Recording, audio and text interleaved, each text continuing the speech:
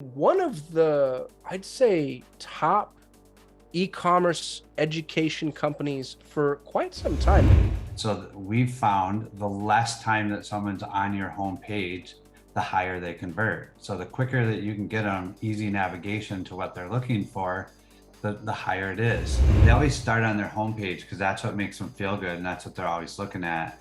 But the thing that will make you the most money the fastest is to fix your checkout in your cart. So you do those first, then every change that you make on your site translates into more money.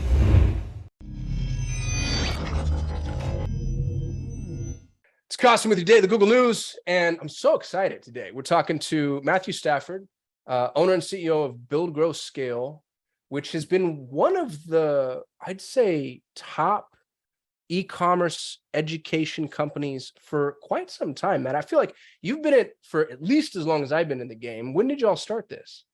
Yeah, it's probably been around 8 or 9 years. So Yeah, 10 that's years. like a million years in internet years Yeah, though, like yeah. approaching a decade. Yeah. And I love it because on the top of your website, it says over 400 million in e-commerce sales. And I asked you about that before we started recording and you were like, yeah, we stopped counting years ago. So it's probably like $1 billion at this point, I bet. Yeah, for me, I feel like when we say those really big numbers for the average normal person who is looking at what we do, it's hard for them to fathom. And in interviewing a bunch of our customers, I've asked them questions like, hey, what did you think of the website? Because obviously we're always optimizing websites. And a bunch of them said, oh, well, we thought you were too big to help us. Mm. And so I realized like us saying what the number, maybe what the actual number is now, doesn't actually do us any favors. It actually pigeonholed us into people that thought that they couldn't deal with us, that we actually get the most enjoyment out of serving. So That's one of the dangers of branding. It's such a double-edged sword because you yeah, can actually brand yourself out of your target demographic. yeah, yeah. Yeah. So I'm gonna try to I'm gonna try to encapsulate what you do, and then maybe you'll fix it for me. Okay. Sure, sounds good. You're something of an education and mastermind that teaches people how to optimize their e-commerce store Yeah. at every stage of the process. How did I do there? Yeah, perfect. So really build, we have it's called eCommerce Business Blueprint, which is a program that teaches them how to set their store up with all the best practices, all the stuff that we've figured out over the years, and then how to run traffic, try to get them up to about $5,000 a month. Then the grow portion of it is our guided mentoring, which is the mastermind part that you were talking about. It's got a couple hundred store owners in there.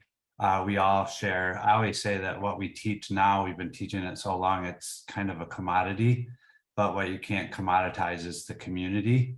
And so in this type of business, you spend a lot of time behind your computer and away from people.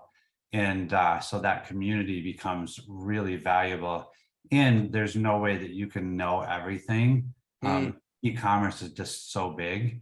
And so to have that community that you can be like, hey, I'm running into this, and all of a sudden 7 or 8 or 10 store owners jump in and, oh, we use this app, or, oh, here's somebody that can help you out or whatever. Like we refer you guys all the time because we're like, oh, who does Google ads? Da da da, and we'll tell them you. And so like that community actually is super valuable. And then the scale part is where we partner with the stores. We do all their data and analytics and split testing and developer work.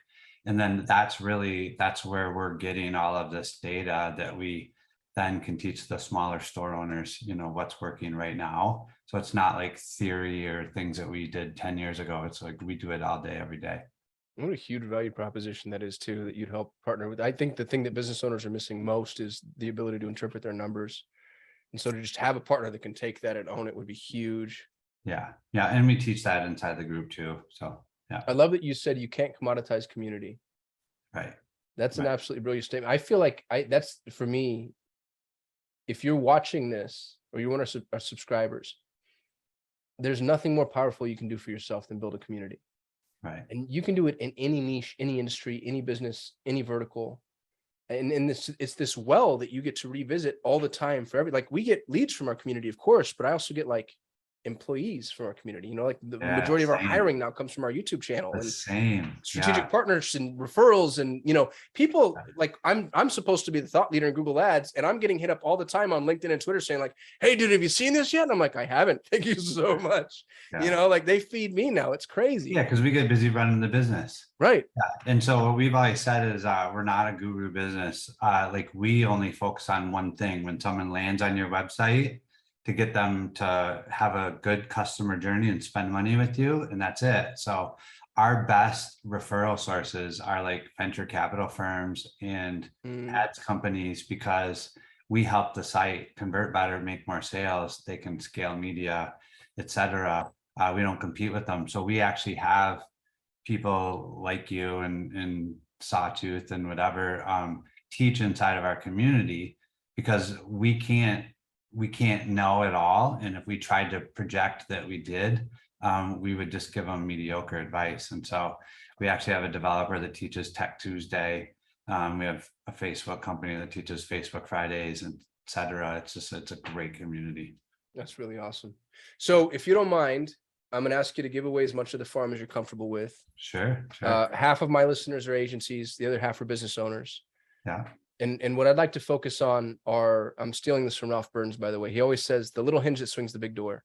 Yeah. And I love that specific contextualization, because there's a lot of improvement opportunities. There's a lot of little like 1% here, 1% there, but then there's a couple of things, that just make a huge difference, just give you a lot of leverage. So when you're dealing with e-commerce stores, especially smaller ones, what are the little hinges that swing the big door? So I try to teach in principles. And so I always say clarity trumps persuasion. And so most people, when they do their own customer service, they end up thinking, because this guy wrote in, now the website's not clear, and they go fix it. And then the next one, and they go fix it, and they go add, and they keep adding and adding to their site. And what happens over time is you're forcing every customer to go through every one of those things that you're adding to your site.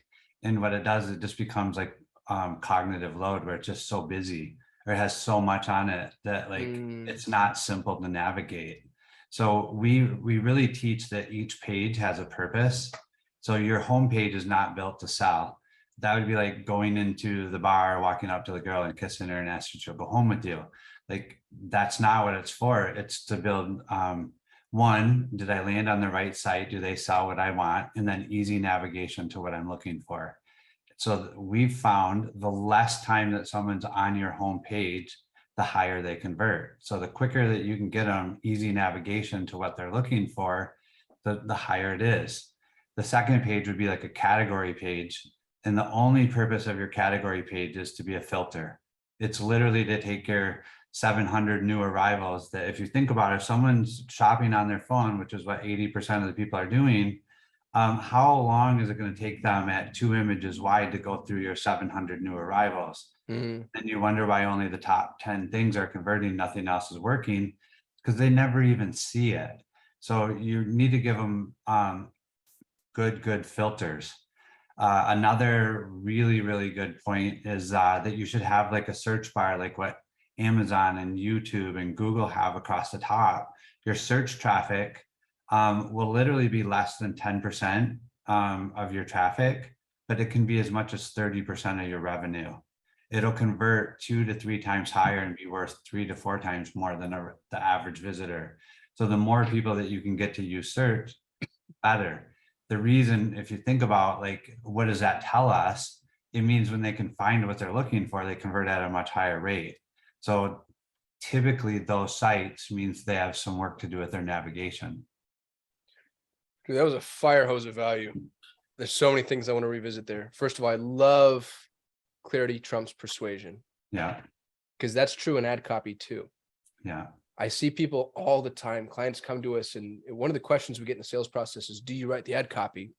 And that's when I know I'm going to have a hard time. And I always say, yes, but you're not going to be impressed. Yeah. I just go steal ad copy that's already working using tools that, I espionage, SpyFu, et cetera. And then they're not impressed. And then they provide their own ad copy. And it's always great. right? It's always like super persuasive and sometimes creative and funny and whatever. And then my ad copy beats their ad copy. And it's because all we do is just go straight down middle of the lane and explain exactly what it is. Clarity trumps persuasion. I think that's huge. Yeah, we say Homer Simpson it. So if Homer Simpson wouldn't understand it, your customer won't either. And because like if you do customer service on your store for a while, you'll realize like people just don't understand. And so it's really funny. The majority, I would say 99% of the times when we go into a site, our biggest wins for the first 90 days is literally removing everything that doesn't get used. 40% of your visitors will never scroll. So people worrying about all this stuff like way down their page or whatever, like that's the small number of people that ever get there. And if you look, most of them have this hero image that takes up the entire screen. People think that's the end of their site, and then they're using their main menu navigation, which is the home button, shop all, about us, accessories, all stuff that doesn't actually tell them what they're going to get when they It doesn't click mean on it. anything. Right. And so we always tell people they're not going to click on something that they don't know where it takes them. So you want things to be very descriptive, like accessories doesn't say what I'm going to go see. So depending on what you sell, like your main menu navigation should just be money making links.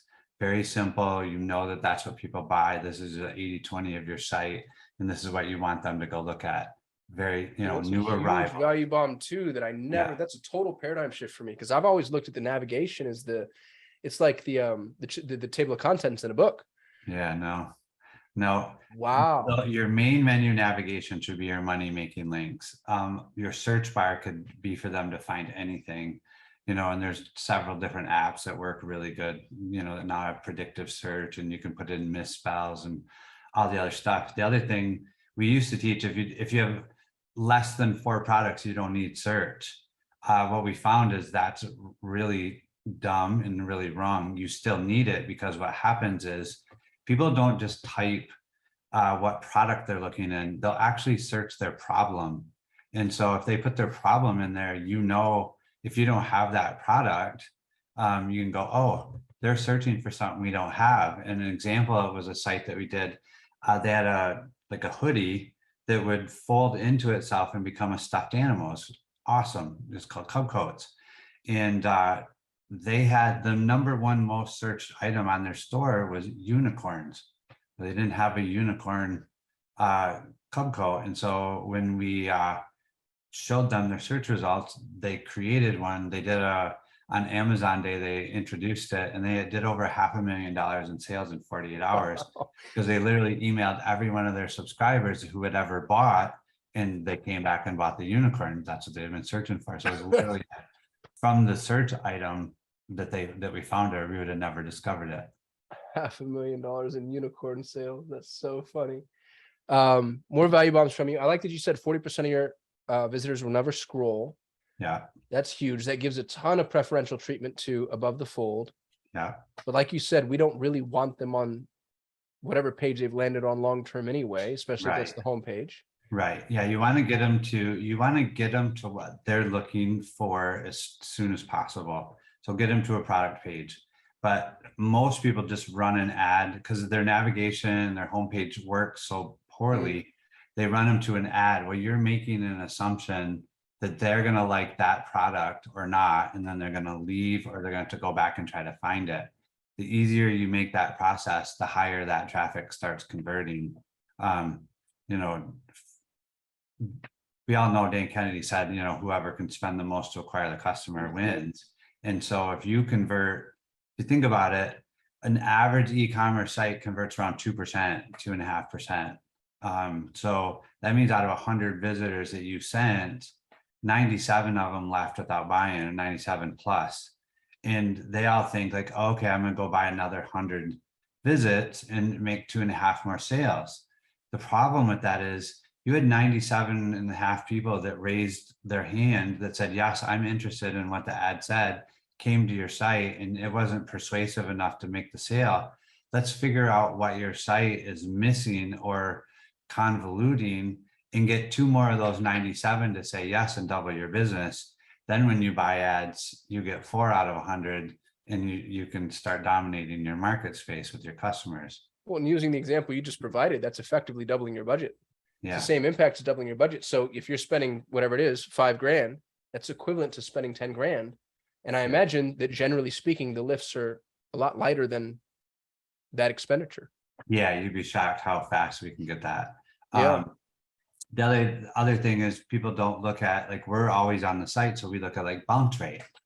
Well, you can cut your traffic costs in half by lowering your bounce rate by 10%. If, like, we say over 75% are red flag, but you'd be shocked how many sites we see that are 80-90% bounce rate. No, I see those too. And they leave. And so if you think that you're spending $2.50 to get a visitor, but your bounce rate's 90%, you're really spending 10 times that. And so you cut that down to 80%. Now all of a sudden you double the amount of traffic seeing it for the same ad spend. You can start clawing back some of that, loss, or, hopefully get back closer to break even. We actually try to teach our store owners, break even on the front end, be really good on the back end. That's where all your profit is. Acquire the customer as fast as you can, and then make your money in the 30 to 40% that comes from the back end.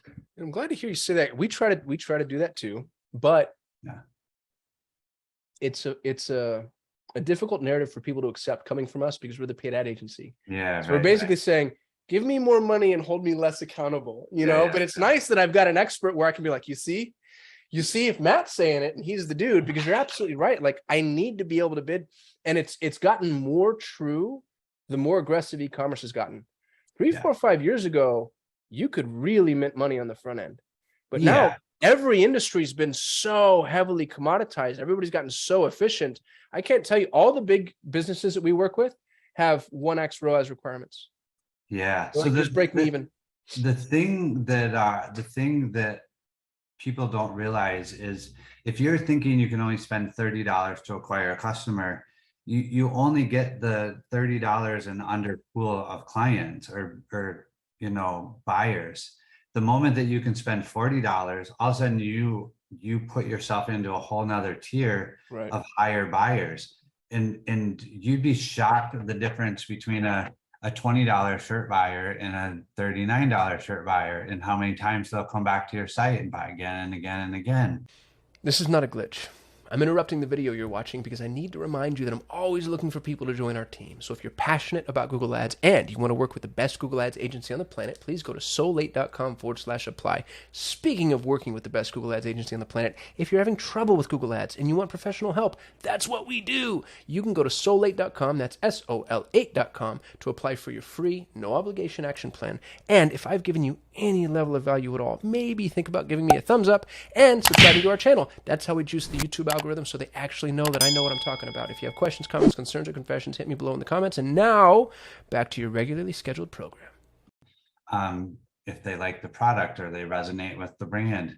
And so the person spending $39 on a shirt is more likely to buy the matching socks too. Like they're just, it's a whole different demographic. It's a totally different set of buyers, and it will revolutionize your business the moment that you can get the higher tier that you can get into and break even on the front end. The much faster that we see those businesses become highly profitable on the back end. I love that.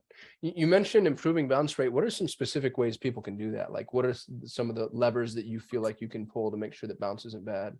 The amount of apps that they use and delete and do that, because a lot of times those apps inject code and then they go, oh, we're not using it, and they delete it. Well, that code is still in their site because it injected that code in. And so basically what causes poor site speed is someone clicks something or your site loads, and when it's loading, it's calling back to a server. Well, then the server has to check with the app company, with Shopify, etc. And if that app is missing, then it's sitting there making that call over and over and over until it times out, and then it moves to the next thing. And so what happens is, when you have a whole bunch of that slows your speed down a lot. Or huge images. Shopify's done a really good job in the last year to compress images and fix a lot of that. But if you put in these huge images, it ends up not displaying right, doing a bunch of other funky things. So it's really apps, site speed, a bunch of dev work that they haven't went in and kind of unified the code every so often. If you're changing a lot of stuff on your site, at least every 90 days, you should go in and kind of just do like a refresh and clean stuff up and make your site speed load. We talk about it a lot. Site speed is a huge factor in conversion rate. So I think, yeah, the monthly marketing thing that we put out coming out this month is all about site speed. So 1 second will reduce like 16% of your buyers. 2 seconds, it's like 46%. 3 seconds, it's over 60%. So like people really want the site to load fast. And if it doesn't, they bounce. 3 seconds reduces 60% of your buyers. Yeah. Yeah. Wow. Yeah. That's the little hint that swings the big door right there. Yeah, Go beat up for site sure. speed. Yeah. Yeah. I didn't realize, I knew site speed was important. I didn't realize it was that bad. 3 seconds. Yeah, 60%. Google gives a lot of stats around it, because they actually, the faster your site loads, the more organic traffic they'll give you, because they expect that to be a good site experience. So when we go in and do, we have it as a service, but when we go in and fix people's site speed, we watch their organic traffic go up a lot in some cases. Do you only work with Shopify, or are you doing everything? BigCommerce, WestCommerce, Solution, Samcart? No, we'll do like Shopify, WooCommerce, some BigCommerce. That's like 90% of who we deal with. And so yeah, it'd be great to say we do everything, but we don't. So no, anybody who says they do everything, I'm always like, nah, I'm skeptical of you now. I love what you said about the search bar. Search is 10% of your traffic, but 30% of your sales. Yeah. That's so, dude, I love that you have all these data points too. Typically less. Like we had a store that about 7% of their search traffic was bringing in 37% of their volume. Huge. The other thing that I would tell everybody, if you want like these little tidbits, they always start on their homepage because that's what makes them feel good and that's what they're always looking at. But the thing that will make you the most money the fastest is to fix your checkout in your cart. So you do those first, then every change that you make on your site translates into more money. If you spend, a week fixing your homepage and doing all that, but your cart and your checkout is still broken, it feels like you did a bunch of work, but you're not getting any more money. It's very demoralizing, and you end up not really doing the work that you need to because you get frustrated. So if you fix the things that are going to give you money first, then every change you make, you can see if it's good or bad right away. And it gets you a lot more excited to work on your store. And what are some of the things you can do for checkout and cart?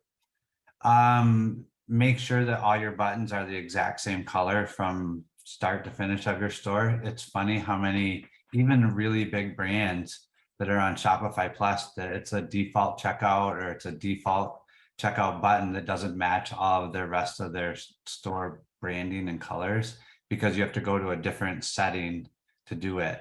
The other thing is a lot of times it just uploads whatever logo you have on your site. Well, that's valuable real estate because that's where the transaction's about to take place.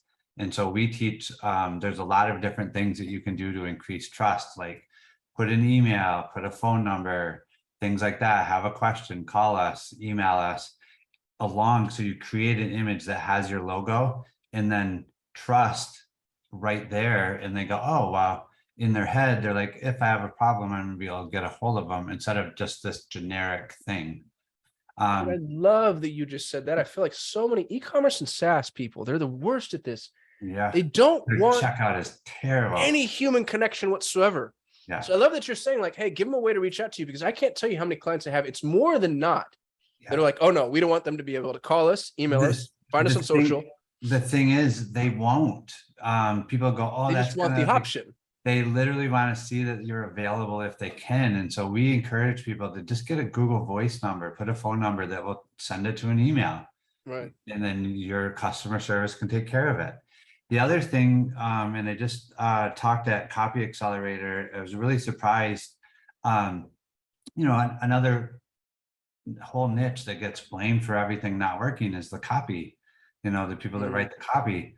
But like if the store owner or the site owner hasn't like optimized the checkout, it's default to a poor experience, and that's where they lose a lot of people. It's not the copy not doing the job, it's the store, the store or the checkout page. So in your form field, you have the ability to put text in there. So typically it's always default email, first name, last name, phone, optional, second address or business, all these things that they can go in and adjust. So like in the email field, we put email for order confirmation. The moment that you do that, it's reduced our errors in the email field up to 70%. Wow. So like, if you think about it, people will allow you, and I thought of it way back when I was reading, I think it was Contagious or something else, where people will give you information if they have a reason why, if you tell them the reason why. Like 80% of people will let someone cut in line if they go, hey, can I cut in line? I'm running late. Like it makes no difference what the reason is. You just give them a reason and they'll be like, yeah, go ahead. I'm like, okay, so if we give them a reason why we're asking for their email, maybe we'll get a better email or maybe we'll get less errors. And so we put in there, the number one open email that gets sent out is order confirmation. And that is the email that we need to send them that. So we just said email for your order confirmation, and it reduced the errors. Then for phone, SMS is about 30 to 40% of your revenue, SMS and email is about 30 to 40% of your revenue in e-commerce. We put phone required for shipping notifications. So both ones, we're giving them what the field is, why we need it. And that has like made a massive difference. We've tested all kinds of language in there. Like we put, we will never call you. But when we did, we will never call you, we literally tanked conversions. It was like a 4x, like worse. And we're like, okay. So what we did is we introduced a problem that they weren't considering, that, oh, if I put my phone number in there, they're going to call me. And so as soon as we went back to, for shipping notifications, we went right back to where it was. So like, we know that form field text matters a lot. That's brilliant. I remember, I forget who it was I was talking to. It was some authority in email marketing. And he said that when you put a notification under an email saying, we hate spam too, or we'll never spam you, he's like, it actually hurts conversions. Yeah. Because it's like, why are you bringing up spam? Yeah. So we get that same with too many trust symbols. It makes the site feel untrustworthy. So we actually, when people are putting all kinds of those types of things on their site, or like get rid of them, like you feel like a drop shipper, Yeah, he who doth protest most. Yeah.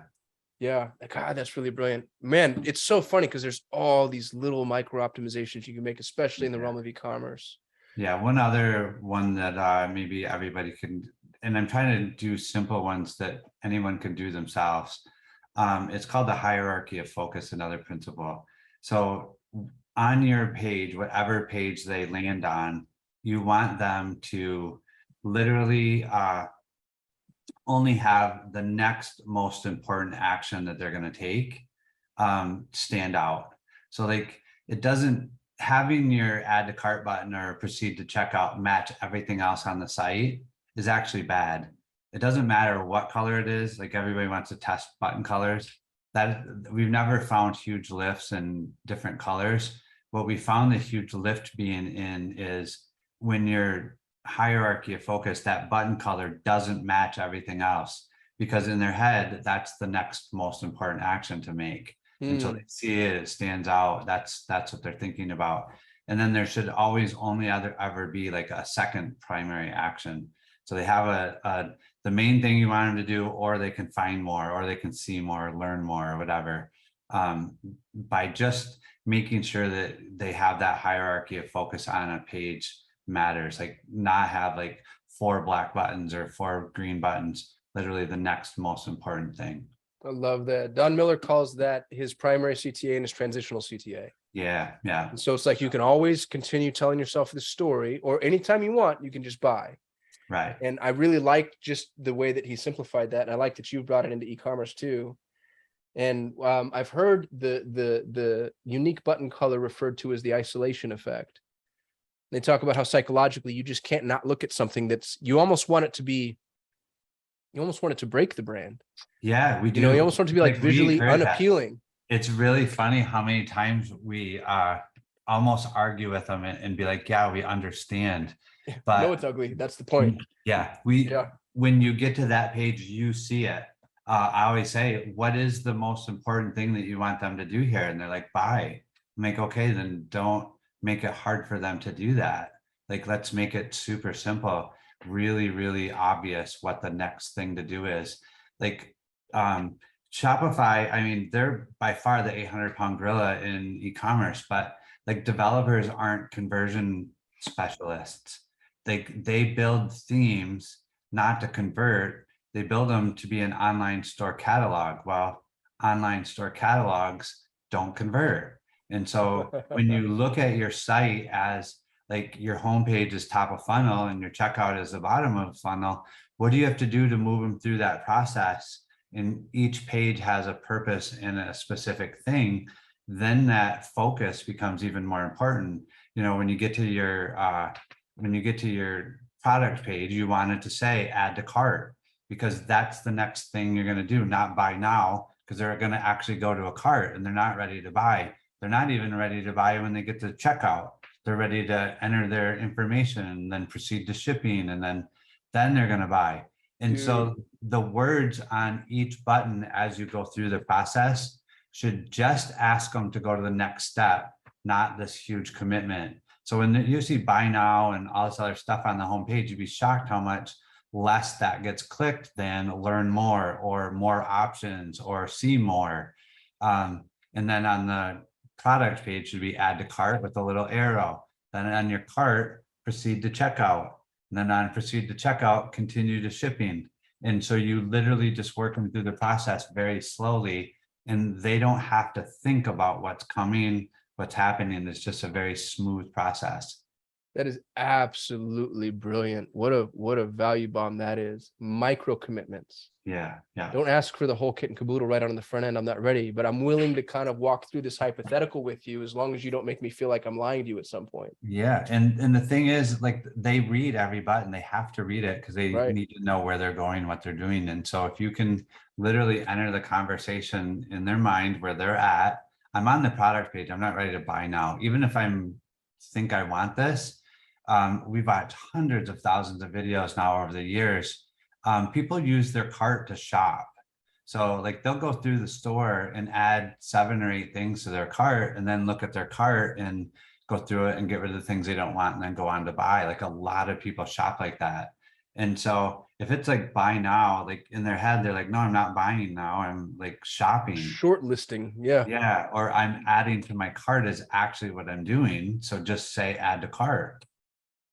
That is genius. So one of the things that I've noticed, and I swear this probably happens 80% of the e-commerce sites that I evaluate. And even this is true with sites that have robust SKU counts. You scroll through the site, look at the store, look at the catalog, you find a product you like, and you click on whatever the conversion button says, and I won't speak to the nomenclature, and then it takes you to checkout. Yeah. And I'm like, why, the analogy I've always used is imagine going through Target and you've got your shopping cart and you're rolling around and you have a whole laundry list in your mind, and you take the very first thing, throw it in your cart, and then somebody from Target like comes sprinting down the aisle, and then they drag you to the checkout. And I'm just like, why would you force, keep them going? They're buyers now. Let them continue to buy. Yeah. So we always say that we treat everybody as a browser until they add to their cart. Then we consider them a buyer. Once they do that, then the next step is to get them to buy from you, and then work on getting them to come back over and over. Yeah, same thing. So like they're a shopper once they put something in the cart, and then at that point you get to talk to them different, treat them different, and so on. Yeah. That's really cool. Matthew, if people want to work with Build, Grow, Scale, what's the ascension path look like? Like, where's the easy place to start? What's their add to cart? You could just go to literally you could go to our website, and there's an opt-in form where we give you some free resources. There's also links to our Facebook page, our YouTube channel, etc. And there's tons of free stuff on there. Like you and I are talking about before the thing, we would love to provide a bunch of value for you. And then, you know, when it makes sense, you then choose to do business with us. That's what we would look for, or we'd enjoy that. Well, and your YouTube channel is really robust. Like I'm looking at, I mean, you got 11,000 subscribers almost. Looks like hundreds of videos. And these aren't, most people have like 2, 3, 4 minute videos. You've got like an hour. 30 Yeah, minutes, these are 44 these minutes. are our podcast. So all different subjects, topics that, you know, that they get a lot of value from. This is great. So I'm going to include links to your website, your YouTube channel. Where do people, if somebody wants to connect with you, where's the best place to go? Yeah, on there, or they could email me at matt@buildgrowscale.com. Okay. Last Yeah. words to you, sir. Any final nuggets for our audience? What else could I don't know. I'm just, you know, I'm happy to serve. So like, you know, if they have a question or they need help, you know, we'd love to help them. You know, like I said, there's tons of free resources. So Yeah. Well, I want to parrot what you said. You can't commoditize community. yeah. And if you don't have a community, this is a good one. Yeah. You know, like Yeah. find one, but this is a damn good one. And the community should be in your niche. And you know, e-com is a pretty specific niche. So I mean, you've already just overwhelmed us with value here. I think you've kind of established yourself. Yeah, we can't be Concept-wise. experts at everything. And so the community should be a blend of, you know, multiple experts that create the whole picture. Otherwise, you got to be a part of 3 or 4 communities. And when you do that, like we all know that I always ask myself for anything that I do, is this sustainable? Like it's easy when you're excited to get into that community and learn a bunch of stuff and do that. But what happens as soon as you start doing that work, it's hard to be a part of 3 or 4 different communities and actually stay up with what's going on. So really to find a community that doesn't try to be the guru, but has like the experts, you know, in the things that you need, you know, to run your business. That's the easiest, most sustainable process. And that's really how we built our community, is around being sustainable. Can they go in one place and literally get 95% of their questions answered fairly quickly and easily? I really love that. Matthew Stafford, owner and CEO of buildgrowscale.com. If you're watching this, check out Matthew, send some love his way. He's donating his time to us. We're super grateful. We shoot a video every day. Like, comment, subscribe. If you've got questions, hit us in the comments below. And other than that, we'll see you tomorrow. Peace. It's Costin with the Daily Google News. And I'm so excited today because I'm going to talk to somebody who's quite a bit smarter than I am, which isn't unusual, but it's on a topic that scares me. Alicia, help me with your last name. Conlin Hurd.